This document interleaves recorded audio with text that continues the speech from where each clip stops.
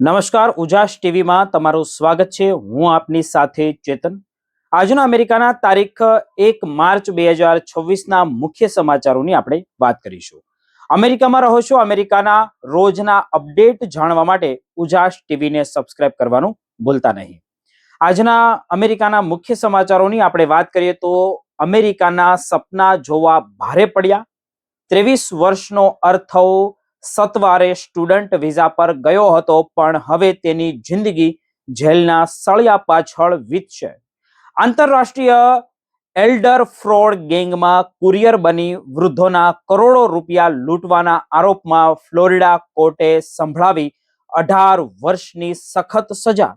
શું આ શોર્ટકટથી પૈસા કમાવાની લાલચ એક તેજસ્વી કારકિર્દીનો અંત લાવશે?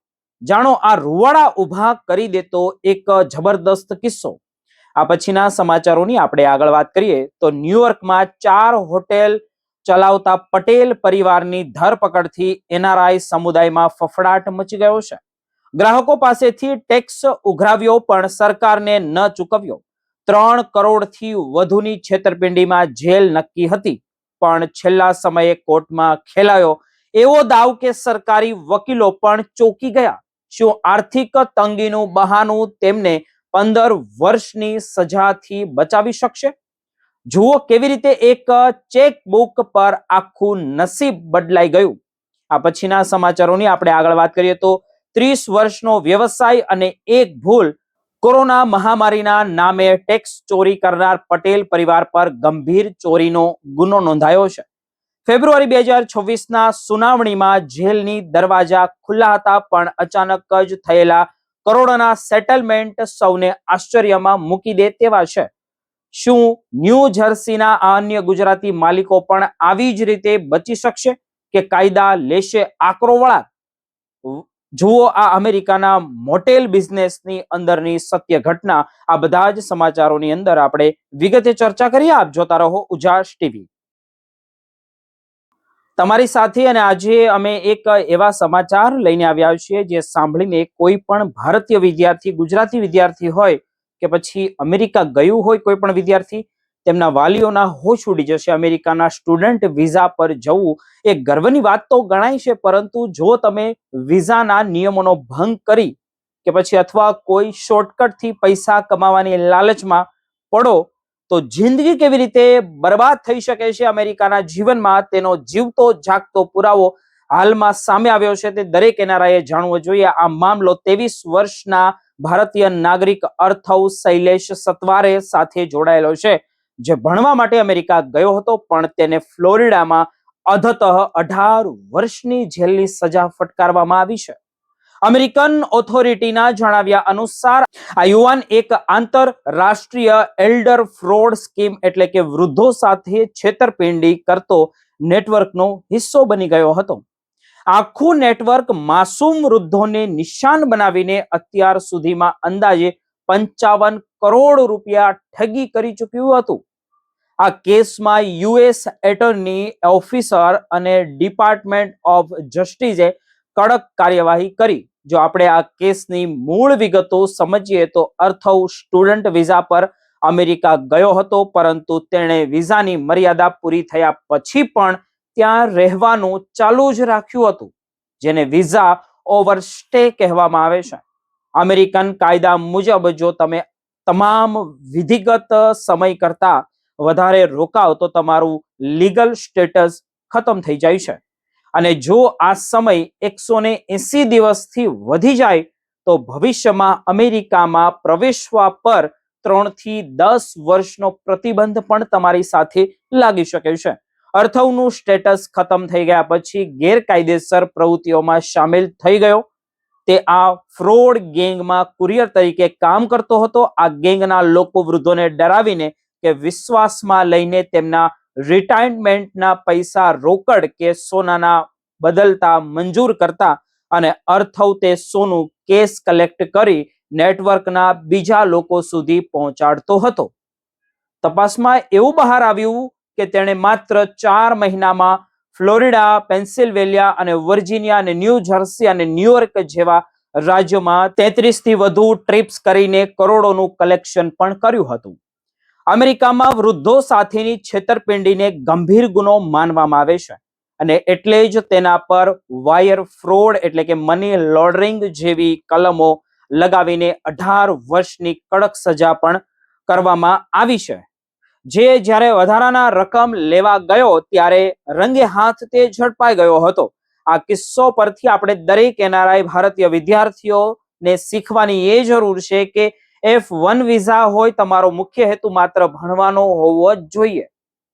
ત્યાં કામ કરવા માટે મર્યાદિત વિકલ્પો હોય છે, જેમ કે ઓનલાઈન કેમ્પસ જોબ કે પછી CPT અને OPT જેવો તમે આધુનિક રીતે કામ કરી શકો છો. ગુનામાં સામેલ થાવ તો તમારું આખું ભવિષ્ય અને ઇમિગ્રેશનનું રેકોર્ડ જે હોય તે ખરાબ કરી શકે છે. જો ક્યારેય ભૂલથી વિઝા સ્ટેટસ લેપ્સ થઈ જાય તો તરત જ લોયરની સલાહ લેવી જોઈએ, કારણ કે ગુનાહિત પ્રવૃત્તિમાં સામેલ થયા પછી કોઈ રાહત મળતી તમને નથી. હાલમાં અમેરિકામાં ગોલ્ડ બાર સ્કેમ અને સરકારી અધિકારી બનીને છેતરપિંડી કરવાના કિસ્સાઓ વધ્યા છે, જે આપણે દરેક ગુજરાતીઓના જોયા.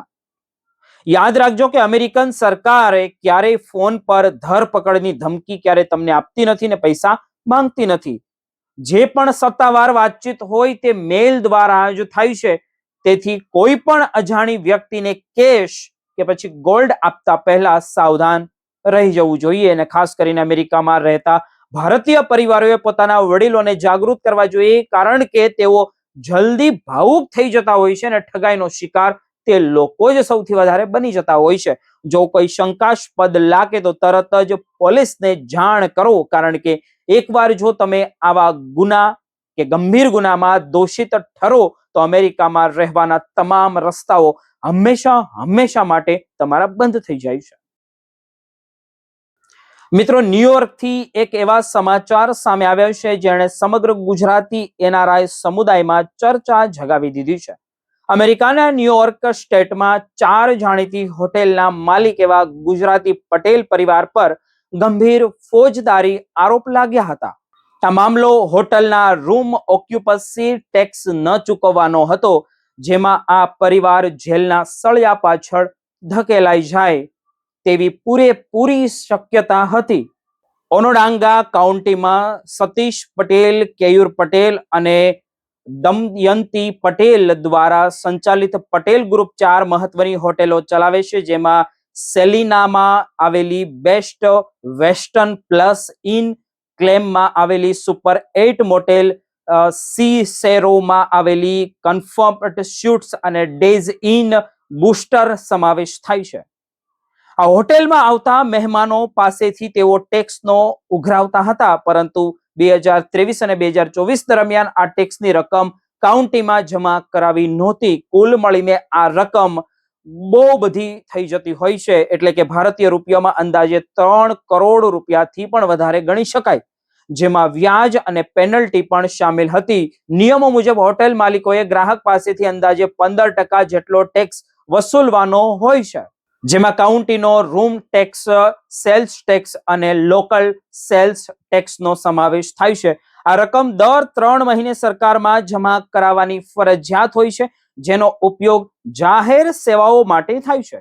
પટેલ પરિવાર છેલ્લા 30 વર્ષથી આ વ્યવસાયમાં છે અને કોરોનાના પહેલા તેમની જે હોટલોમાં 80% જેટલું બુકિંગ રહેતું હતું, પરંતુ કોરોના બાદ સ્થિતિ એકદમ બદલાઈ ગઈ અને ઓક્યુપન્સી ઘટીને માત્ર 15% રહી ગઈ, જેમના કારણે આર્થિક તંગી સર્જાઈ અને તેઓ ટેક્સ ભરી શક્યા નહીં. જો કે સરકાર વકીલોએ તેને કરદાતાઓ સાથેની છેતરપિંડી ગણાવી હતી. શરૂઆતમાં 3 સભ્યો પર સેકન્ડ ડિગ્રી ગ્રાઉન્ડ લોર્સની એટલે કે ગંભીર ચોરીનો ગુનો નોંધાયો હતો, જેમાં 15 વર્ષ સુધીની જેલની સજા તેમને થઈ શકતી હતી.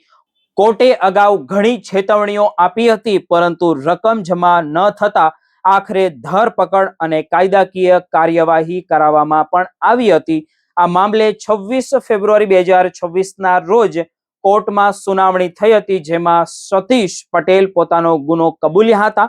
જો કે તેમણે એક મોટો દાવ ખેલ્યો અને કોર્ટમાં પૂરેપૂરી બધી જ રકમ તાત્કાલિક ચૂકવી દીધી. આટલી મોટી રકમ એક સાથે ચૂકવી દેતા કોર્ટે નરમ વલણ અપનાવ્યું અને સતીશ પટેલને 1 વર્ષની જે ડિસ્ચાર્જ પર મુક્ત કરવાનો પણ આદેશ આપ્યો, એટલે કે જો તેઓ 1 વર્ષ સુધી કોઈ ગુનો નહીં કરે તો તેમને જેલમાં જવું નહીં પડે.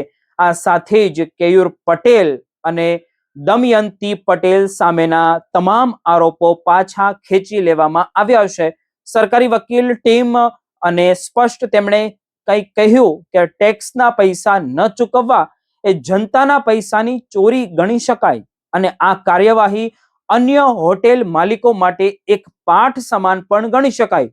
એટલે કે ગુજરાતી પરિવારે સમયસર પૂરી રીતે રકમ ભરી દેતા તેઓ 15 વર્ષની જેલની સજામાંથી આબાદ થઈ ગયા, એટલે કે બચી ગયા.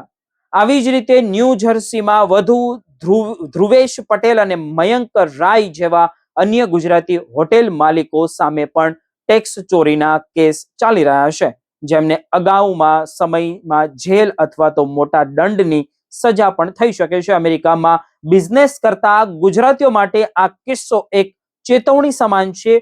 ટેક્સના મામલે કોઈ પણ બેદરકારી ભારે તમને પડી શકે છે.